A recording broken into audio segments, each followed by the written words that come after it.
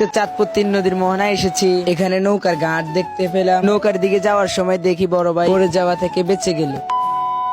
আসসালামু আলাইকুম এভরিওয়ান, সবাই কেমন আছেন? আশা করি সবাই ভালো আছেন। আজকের নতুন মিনি ব্লগ নিয়ে আপনাদের সামনে টাইটেল দেখে বুঝে গেছেন আজকের ব্লগটা হলো আমাদের শাহরাস্তির দোয়াবাঙ্গা বাজার। বাড়ি থেকে রওনার সময় বেরিয়ে করতে পারি না, তাই দুঃখিত। আমাদের বাসটা ছেড়ে দিল বাজার থেকে। আমরা যাচ্ছি আজকে বগদাদ বাসে করে। আপনারা চাইলে সিএনজি বা আইডিত করেও যেতে পারবেন। এই রুটে দুইটি বাস চলাচল করে, আইডি আর বগদাদ, দোনোটাই চাঁদপুর টু কুমিল্লা। দেখতে দেখতে চলে এসেছি শাহরাস্তি প্যারাডাইস এন্ড কফি হাউসের সামনে। এই প্যারাডাইসের লোকেশন হচ্ছে কুমিল্লা টু চাঁদপুর যাওয়ার মেইন সড়কের সাথে। দেখতে দেখতে চলে এসেছি ওয়ারক বাজার রেল ক্রসিং এর সামনে। এই রেল লাইন দিয়ে চাঁদপুর টু লাকসাম যাওয়া যায়। এটা হলো ওয়ারক বাজার। এই বাজারটা এখন অন্যরকম হয়ে গেছে। এই দোকানপাট যা সামনে ছিল সব ভেঙে ফেলেছে। রাস্তার কাম চলছে, তাই এই কারণ। যাক, রাস্তার কাম শেষ হলে এই বাজারটা আগের মতো হয়ে যাবে। দেখতে দেখতে চলে এসেছি হাজীগঞ্জ। হাজীগঞ্জ বাজারটা অনেকটা শহরের মতো যানজটে ভরা, কিন্তু এই বাজারটা হাজীগঞ্জ বড় মসজিদের কারণে অনেকটা সেরা। এই মসজিদটা দিনে যতটা সুন্দর, তার থেকে রাতে আরো সুন্দর। লাইটিং এর কারণে এই মসজিদটা আরো বেশি সুন্দর দেখা যাচ্ছে।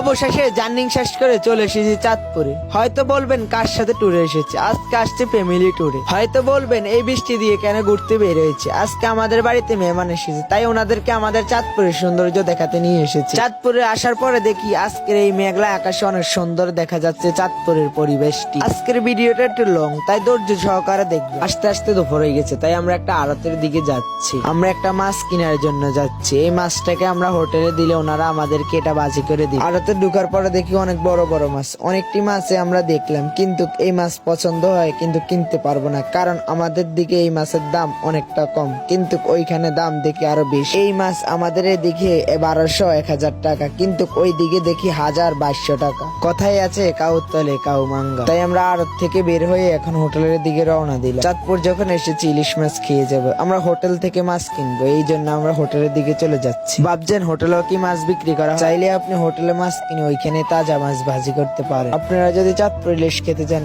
একবার হলো চাঁদপুর ইলিশ মাছ খেয়ে যাবেন। আমাদের সাথে আজকে একজন বিদেশি এসেছে, উনি আমার ফুফাতো ভাই হয়। খাওয়া দাওয়া শেষ করে এবার আমরা নৌকার মধ্যে উঠার জন্য চলে এসেছি। নৌকায় অনেকবারে উঠেছি, কিন্তু এইবারের মতো আর ভয় কোনো সময় পাইনি, কারণ বৃষ্টির কারণে এখন নদীর ঢেউ অনেক। যাক, নৌকার মধ্যে অনেক ভালোই লেগেছে। একটা মজার কারণ হচ্ছে এই নদীর পানি দুই কালারের, কিন্তু একতর হয়। এই সৌন্দর্য দেখার জন্য চাঁদপুরে আসতে হবে, বৃষ্টি হোক বা না হোক, কিন্তু মজা সব সময় হয়। যাক, কথা বলতে বলতে দেখি সন্ধ্যা হয়ে গেছে। সন্ধ্যার ওয়েদারটা অনেক সুন্দর দেখা যাচ্ছে। যাক, ফিরতে ফিরতে দেখি রাত হয়ে গেছে। এখন আমরা ঘাটের দিকে চলে যাচ্ছি। নৌকায় না উঠলে বুঝতাম না রাতের সৌন্দর্যটাকে। যাক, আজকের ব্লগ এই পর্যন্ত। সবাই নতুন ব্লগের জন্য অপেক্ষা করবেন। ধন্যবাদ।